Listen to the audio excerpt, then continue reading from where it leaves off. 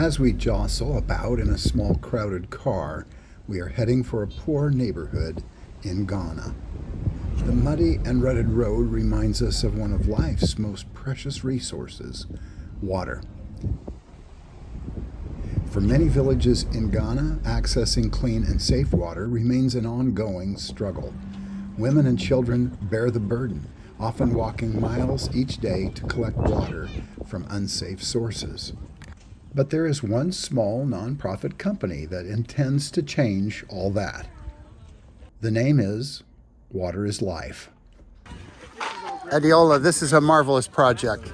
Can you introduce us to Doug Ali and tell us what the partnership is between you and Doug Ali? Doug has been a very good friend. Yes, a very good friend, and he's our grandpa. And that was where the whole community used to fetch water.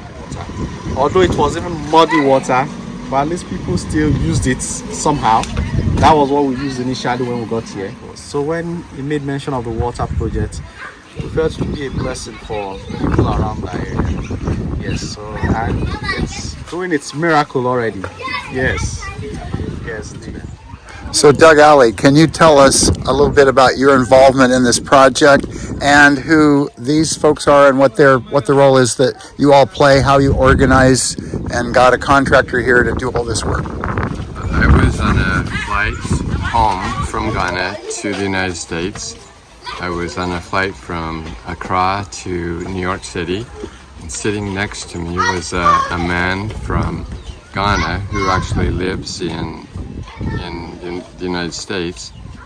And as we talked, he told me about the water projects he did here in Ghana.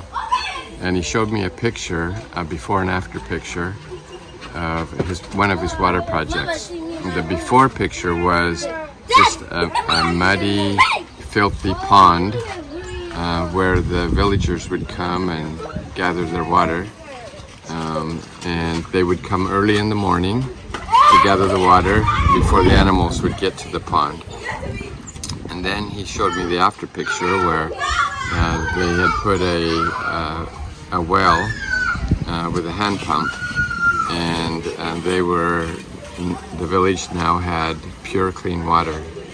And the contrast was so significant that you couldn't help but want to help those who didn't have pure water to have pure water. That's when I talked to Adiola and his family about their water situation, found out that they didn't have water, nor did their neighbors. I then visited with my good friend Jared Stein, whose son had served the mission here in Ghana, and Jared told me about the experiences his son had with a lack of clean water. And so Jared's vision was to do whatever he could to help with water projects. And together we have put together Water is Life, a nonprofit, and we've already done our first 3 wells in Ghana. And the difference that we've made in lives already is just significant. So initially we like to do wells that are hand pumps, but in this case they had access to electricity, and so because of the electricity they were able to do a mechanized pump. And so the cost of this was around $6,200, and we were able to do two other wells that way. You know, it's because of Eli's experience that I saw, because once a month when the water was low in his poly tank, he would have to get inside and scrub it. And I said, "What is in that tank?" He said there could be hair, feces, mice, rodents, bugs. And I said, "And that's the water you're drinking?" So if we were to do a well with a hand pump, the cost of that would be about $3,200. So Jemima, how does this water change your life? It has changed my life a lot. It helps me to know that Heavenly Father can provide our needs for us just when we need it. Yes, because water has been a big problem in this community.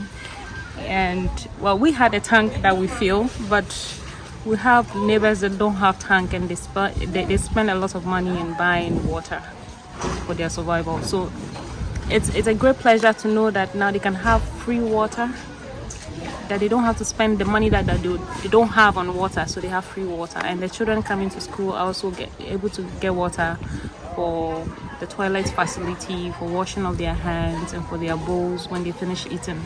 So it's a miracle, yes, and we deeply appreciate all those that have donated to make it possible.